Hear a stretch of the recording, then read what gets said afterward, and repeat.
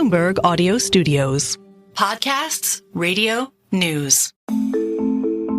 I'm Stephen Carroll, and this is Here's Why, where we take one news story and explain it in just a few minutes with our experts here at Bloomberg.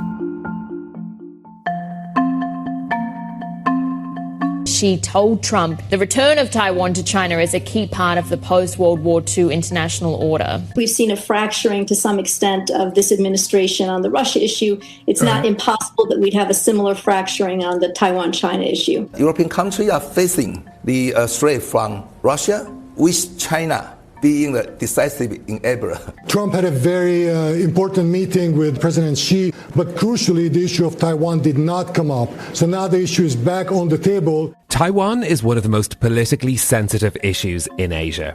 It's also a pillar of the global economy, producing around 90% of the world's most advanced computer chips. So any murmuring around Taiwan's future can cause waves. China has a long-standing objective of reunification with the self-governing island. And now Xi Jinping is watching Donald Trump's peace plan for Ukraine closely for any lessons Beijing can learn. Here's why Taiwan's future might be tied to Ukraine. Bloomberg opinion columnist Karishma Vaswani has been writing about this, and she joins me now for more. Karishma, first of all, how can we understand the current state of relations between Beijing and Taipei?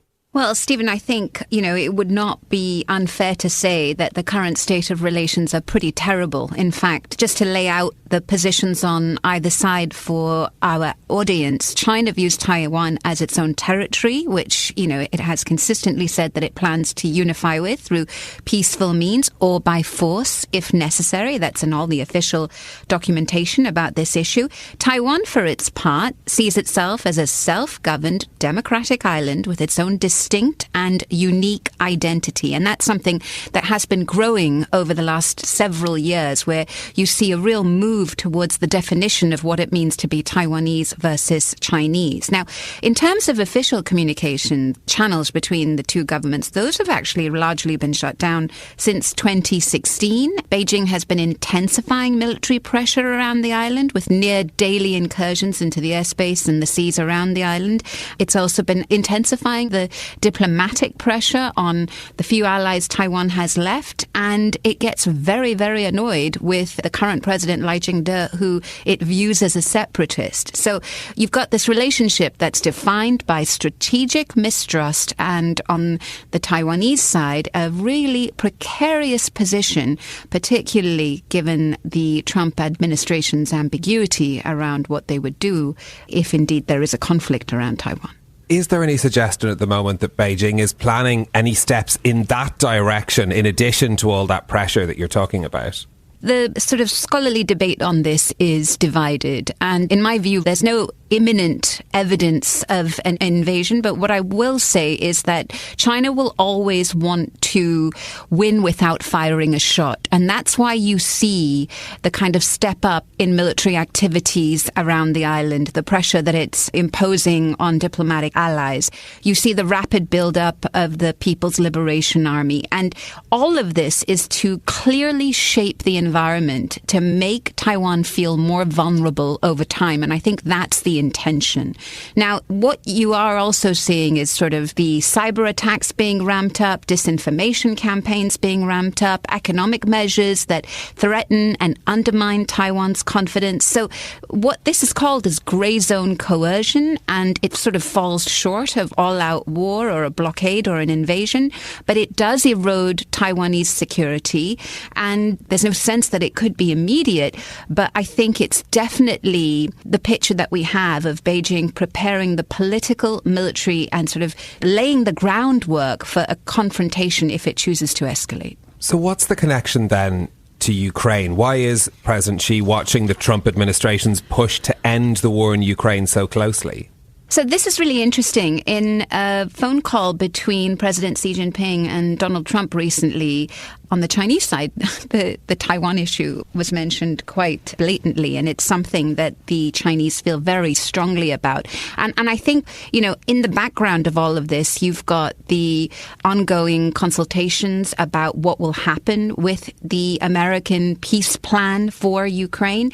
And I think the Chinese are looking at that and saying, how much much or what kinds of concessions there might be that Russia gets in all of this. And it's not the first time that the parallel has been drawn between Ukraine and Taiwan. Quite famously, the former Japanese Prime Minister in 2022, Fumio Kishida, said first Ukraine, then East Asia, in a reference that many took to mean Taiwan. And I think that underlines all of this. I think what Xi Jinping is looking at is a possible window of opportunity with Donald Trump, who is trying to cement better ties with China for trade and all sorts of other reasons. He wants to draw the red line around Taiwan, that this is something that he sees as part of his legacy. Unification is going to happen eventually, either, as I've said, by peaceful means or by force. And he wants to make sure that nothing gets in the way of that. And I think the Chinese are looking at whatever peace plan comes out of the conversations around Russia and Ukraine as a possible template in the future. What could then prompt Donald Trump to get involved in relations between Beijing and Taipei? Does that look likely? Well, I think what you have right now is quite a departure from what we've seen under the Biden administration. The Trump administration, and Donald Trump in particular, has been really ambiguous about whether, the US will come to Taiwan's assistance if indeed there is an invasion or any conflict. Instead, what it has said, as it has said to many of its partners and allies in Asia, that you've got to cough up more for defense.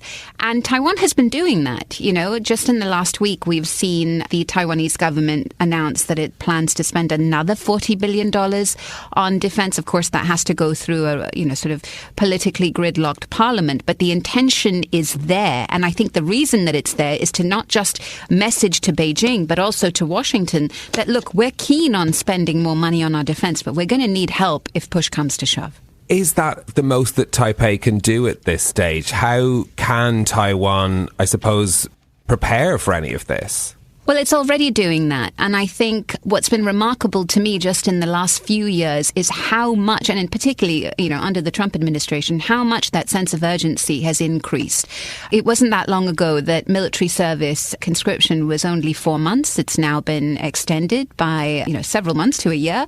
And you have a real sense of civic responsibility, I think it would be fair to say, in Taiwan, where people are waking up to the idea that this could happen, that they are sort of at risk in some shape or form, or at least I think the pressure is intensifying on them. On the military front, you are seeing more money being spent on things like, as they call it, asymmetric defense. These are missiles, drones, mobile strike systems.